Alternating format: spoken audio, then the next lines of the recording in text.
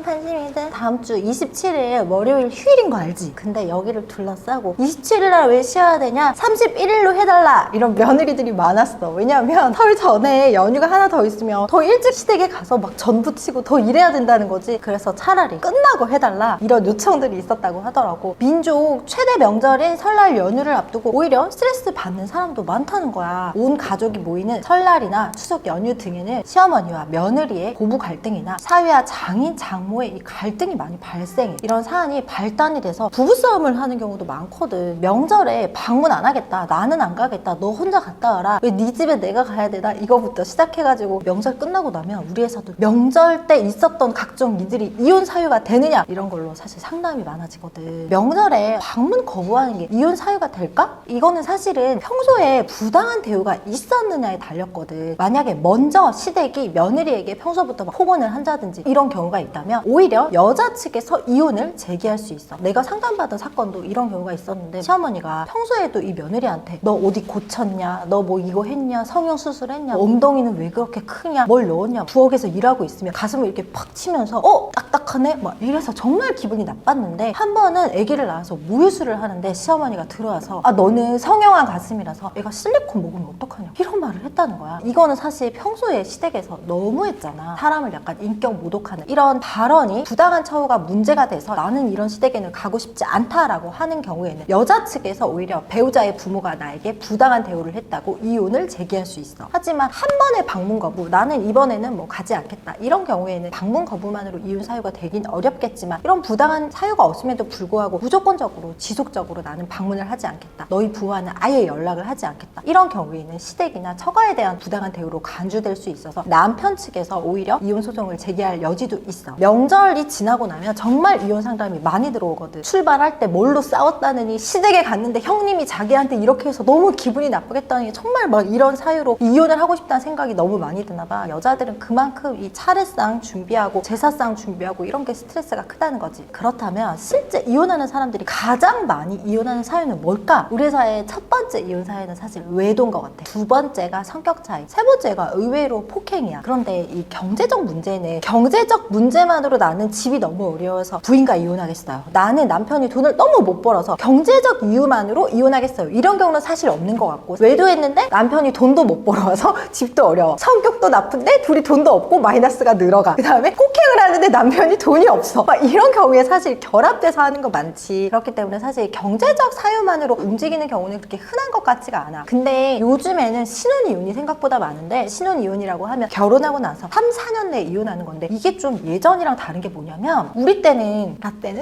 나 때는 공산이었거든. 부부가 결혼을 하면 그냥 네 돈 내 돈 없이 그냥 돈이 막 왔다 갔다 하고 공인인증서 서로 쓰고 막. 요즘에는 근데 연애할 때부터 데이트 통장 이런 걸 만들게 돼가지고 생활비 통장을 결혼해도 만들더라고. 해서 이혼 상담을 하다 보면 생활비 통장을 만들어서 그 달에 쓴 거를 관리비, 월세, 대출, 이자, 보험료 이런 걸로 엑셀표를 만들어가지고 서로 정말 정확하게 반반을 내는 방식으로 하더라고. 생활비 통장을 하는데 생활비 통장 카드에서 자기 머리하러 갔다, 여자가 머리를 긁었다, 친정 식구들이랑 밥을 먹는데 이 생활비 통장에서 계속 긁는다, 이런 경우에 이제 분쟁이 돼가지고 공정하지 않은 돈 쓰는 거로 다툼이 돼서 이혼을 하는 경우가 있고, 두 번째는 뭐냐면, 예전에는 결혼을 하면 여자가 생각보다 퇴사를 하는 경우가 많았어. 최근에는 남자가 결혼을 할 때 맞벌이를 계속 할 것이냐에 대한 얘기를 정확하게 하지 않고, 여자도 맞벌이인 경우에는 결혼해도 계속 맞벌이를 하겠지라는 이 막연한 생각으로 결혼하는 경우가 있는데, 막상 결혼을 했더니 하루 연차 내고 이틀 연차 내고 이러다가 회사를 안 나가는 거야. 그래서 맞벌이를 그만두면 남자 입장에서는 자기는 두 사람의 이 경제력으로 가정을 이끄는 것을 생각을 했는데 갑자기 생활비가 반으로 줄어들게 된 경우잖아. 이런 경우는 사실 충분한 소통이 안 됐기 때문에 그런 경우 이혼을 한다고 오는 경우도 있어. 그리고 우리 회사에 온 이혼 사유 중에 뭐가 있었냐면, 결혼을 했는데 남자가 성범죄 전과가 있는 걸 숨기고 결혼을 한 거야. 그래서 이 부분에 대해서 자기가 혼인 취소를 할 수 있는지 이런 문의가 있었던 적도 있고, 또 다른 이혼 사유는 뭐가 있었냐면, 결혼을 했는데 남자가 성범죄 전과가 결혼할 때는 없었는데 과거의 성범죄로 결혼을 하고 나서 고소를 당한 거야. 그런 경우에도 이혼을 할 수 있느냐, 이런 부분을 물어보는 것도 많았어. 최근에 신혼 이혼의 특징이라고 하면 남녀가 굉장히 평등하고 공평해야 된다, 공정해야 된다라는 생각이 좀 기본적으로 자리 잡고 있고, 공정하지 않은 것에 대해서 못 참는 경우가 많은 것 같아. 신혼 이혼이 아니라 결혼 생활이 뭐 10년, 20년 진행된 부부 같은 경우에는 대부분 외도와 결합한 경제적 문제 문제가 원인이 돼서 이혼을 하는 경우가 많고, 특징적인 것 중에 하나가 황혼 이혼도 은근히 많다? 황혼 이혼이라고 하면 자식이 대학생이 다 넘었다든지 결혼을 한 경우에 이혼을 하시는 분들이 있는데, 황혼 이혼의 특징이 뭔지 알아? 남자가 오는 경우도 거의 못 봤어. 황혼 이혼은 대부분 뭐 여성분들이 오셔서 이 지긋지긋한 생활에서 벗어나고 싶다라고 하시는 게 특징적인 거야. 더구나 이 황혼 이혼은 여자 혼자 오는 경우가 아니라 폭행을 당하고 평생을 아빠한테 이 억압당하고 한 거를 보도 못한 자녀가, 딸이 엄마를 데리고 와서 엄마 괜찮아, 이제 나도 장성했고 엄마도 이제 엄마의 삶을 살 때가 됐어, 딸이 엄마를 모시고 오는 경우가 많아. 그래서 황혼 이혼 같은 경우에는 대부분 남자들이 막 재산분할 다툼에 되게 치열하게 나서지 않고 보통 이렇게 원만하게 이혼을 진행하다가 협의이혼 또는 조정이혼으로 끝나는 경우가 좀 많아. 만약에 이혼을 생각해야 되는 사람이 있다면 분명히 자기가 이혼을 고민하게 되는 이유가 있을 거야. 그 이유를 생각할 때 제일 중요한 거는 자기 자신인 것 같아. 보통은 이혼을 가장 망설이게 되는 경우는 남들이 나한테 실패자라고 말할까봐, 또는 아이들을 양육하고 있기 때문에 내가 아이들을 두고는 이혼할 수 없어서 참고 산다. 이 두 가지가 제일 큰 것 같은데, 첫 번째로 남은 나한테 그렇게 관심이 없어. 대부분 자기 살기 되게 바쁘고 남말은 3일? 뭐 일주일이야. 남들은 나한테 관심이 없다. 따라서 내 인생은 한 번밖에 없는 내 인생이기 때문에 나를 중심으로 생각할 것이고, 또 아이들 때문에 난 이혼 못한다는 말은 사실 나도 아이를 양육하고 있기 때문에 상당히 이해는 가지만, 이거는 내 삶이 내 딸을 그대로 살고 있다면, 내 삶을 내 아들이 살고 있다면 그 부분을 한번 생각해 보면 좋을 것 같아. 아이들은 부모의 삶을 그대로 보고 배우거든. 내 딸이, 내 아들이 나와 같은 삶을 산다면 내가 이혼하라고 할 것인지 아니면 참고 살라고 할 것인지, 내 삶을 좀 객관적으로 바라보면 내 이혼 여부를 결정하는 데 있어 좀 도움이 되는 것 같아. 마지막으로, 이혼하지 않는 배우자 찾는 법. 나는 이거 뭐라고 생각하냐면, 나의 꿀팁이 있어. 내가 좋아하는 10가지 행동을 하는 사람보다 내가 싫어하는 그 한 가지 행동을 안 하는 사람, 내가 화나게 하지 않는 사람, 난 그 사람이 오래가는 사람이라고 생각해. 꽃 사주고 돈 갖다 주고 뭘 다 갖다 줘. 근데 내가 제일 싫어하는 바람을 펴. 평소에는 나한테 너무 다정해. 그런데 결정적인 순간에 막 폭언을 해. 나한테 너무 평소에 잘해주고 돈도 잘 버는데 내가 어디만 나가면, 친구들이랑 밥만 먹으면 6시간 동안 미친 듯이 집착을 해. 근데 이거 싫어하는 행동이라는 거는 사람마다 다 다르잖아. 어떤 사람은 남편이 자기한테 관심을 가져주는 게 좋지만 나는 자유와 독립을 좀 존중해줬으면 좋겠다는 사람이 있고, 어떤 사람 같은 경우에는 부부가 일주일에 한 번은 시간을 보내는 게 되게 중요해서 그것만큼은 꼭 지켜줬으면 좋겠고, 오히려 나한테 무관심한 게 싫다라는 사람이 있기 때문에, 이거는 사람마다 모두가 기준은 다르지만 내 기준에서 생각을 했을 때 상대방이 나한테 했을 때 정말 내가 싫어하는 행동, 내가 이것만큼은 나는 용납할 수 없다는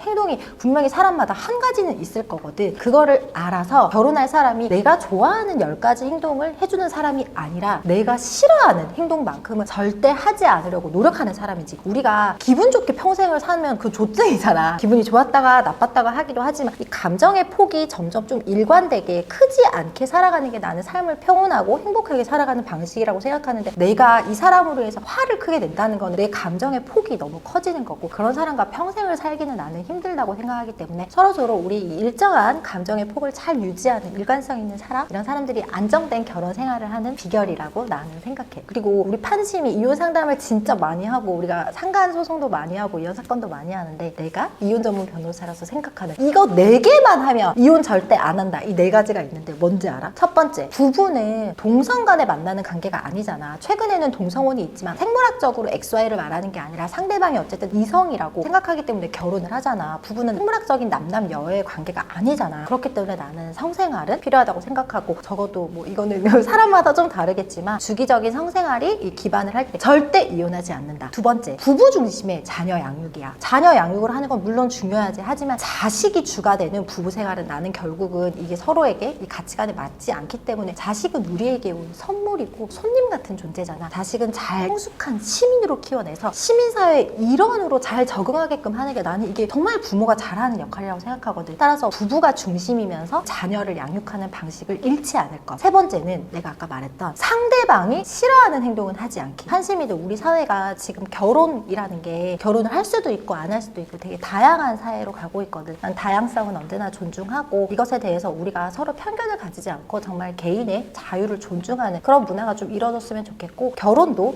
이혼도 자기 삶의 일부이고, 폭행을 당하면서 50년 결혼 생활을 유지하는 게 게 꼭 정답은 아니잖아. 따라서 우리 모두가 결혼을 하든 이혼을 하든 재혼을 하든 서로의 삶에 존중할 수 있는 그런 사회가 됐으면 좋겠다는 생각이 들어. 혹시라도 이혼을 할 때 내가 이혼을 해야 될지 말아야 될지 그 부분이 고민이 된다면 나는 사실 결혼과 이혼은 굉장히 현실적인 문제라고 생각하거든. 그 부분에 있어서 그 무엇보다 현실적인 조언을 해줄 테니까 우리 판심으로 와서 편하게 상담을 받아봐도 좋을 것 같아. 판심이도 오늘도 이 내용이 유익했다면 좋아요, 알림, 구독 설정 해주세요. 우리 판심이들 안녕. 설 연휴 잘 보내.